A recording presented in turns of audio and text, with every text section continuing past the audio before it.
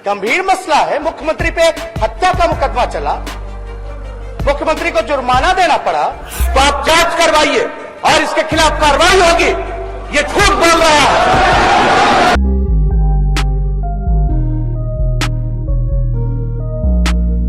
नमस्कार, भारत लाइव देख रहे हैं आप। और जैसा कि आप सभी जानते हैं कि विधानसभा का सत्र जो 17वीं विधानसभा के लिए शुरू हुआ था वो समाप्त हो चुका है, लेकिन समाप्ति के साथ साथ कई सवाल छोड़ के गया है। जिसमें सबसे बड़ा सवाल है कि क्या विधानसभा के अंदर व्यक्तिगत बातों का कोई स्थान है? क्या व्यक्तिगत आरोप प्रत्यारोप के लिए ये मंच बन गया है? ये सवाल अब राजनीतिक लोगों को डराने लगा है, क्योंकि जो बातें सदन के बाहर होती हैं उन बातों को रिकॉर्ड नहीं किया जाता है, लेकिन सदन के अंदर जो बातें होती हैं वो बातें रिकॉर्ड होती हैं। आपको याद होगा कि सदन के अंदर में बहुत सारी बातें हुई हैं, लेकिन अचानक से जो कुछ भी कल हुआ वो निश्चित रूप से निंदनीय है और सदन की परंपरा और मर्यादा के खिलाफ है, जिसको लेकर के अब कई राजनीतिक दल के नेता जो शुचिता की बात करते हैं वो आगे आ गए हैं। इस बात को लेकर के उपेंद्र कुशवाहा ने कई बातें कही। इससे पहले हमने आपको बताया कि चिराग पासवान ने भी इस पर काफ़ी दुख जाहिर किया था और कहा था कि ये संसदीय परंपरा का पूरी तरह से हत्या है।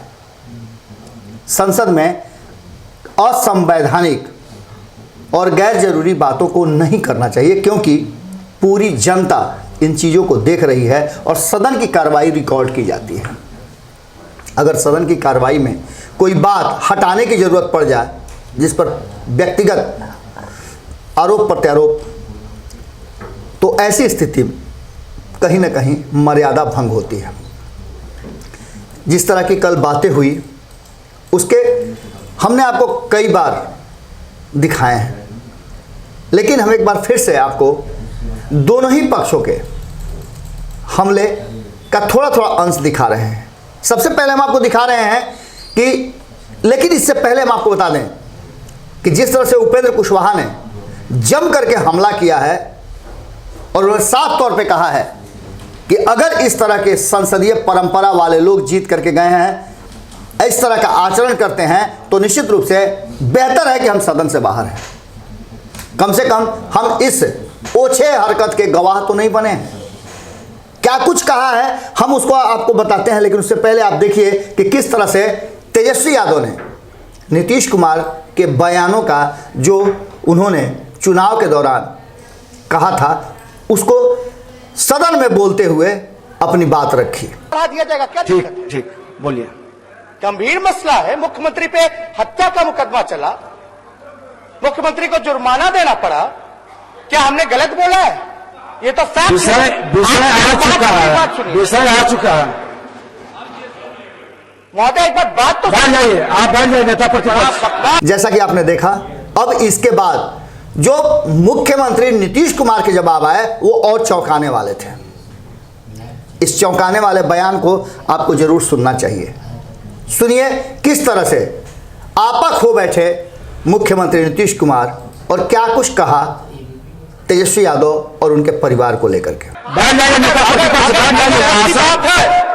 तो आप जांच करवाइए और इसके खिलाफ कार्रवाई होगी।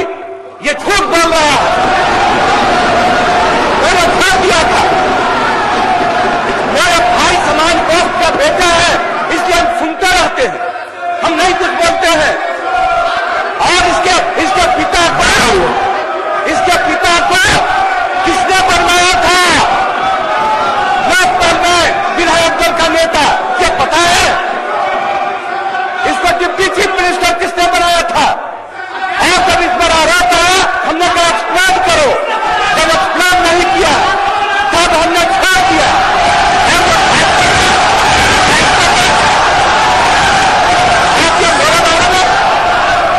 अगर है तो क्यों नहीं कोर्ट का फैसला है। हमने तो नहीं कहा था। ये सारे लोग एक एक बात को जानते हैं। अब आपने दोनों के बयान सुन लिए।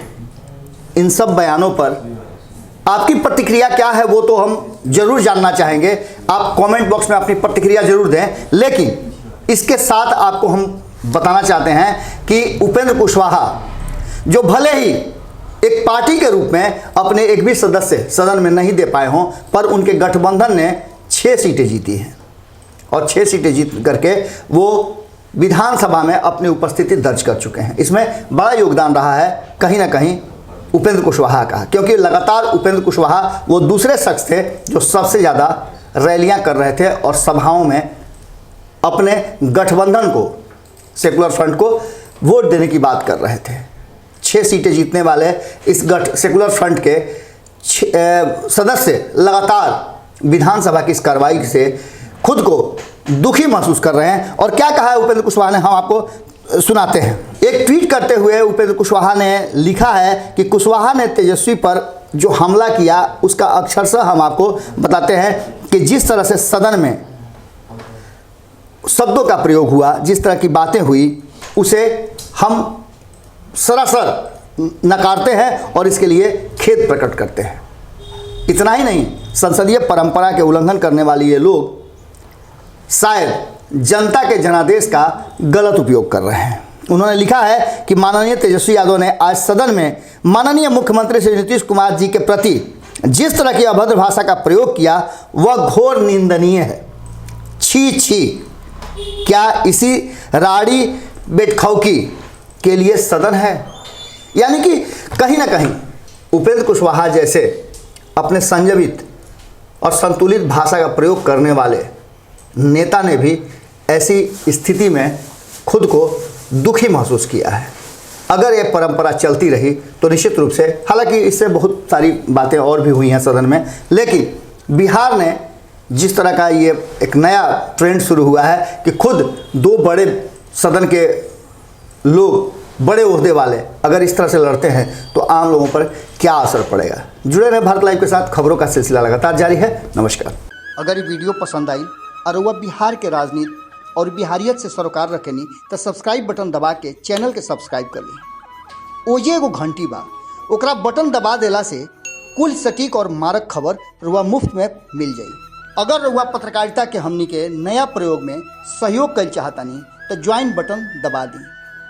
पेटीएम नंबर नोट कर ली 9386816700। धन्यवाद।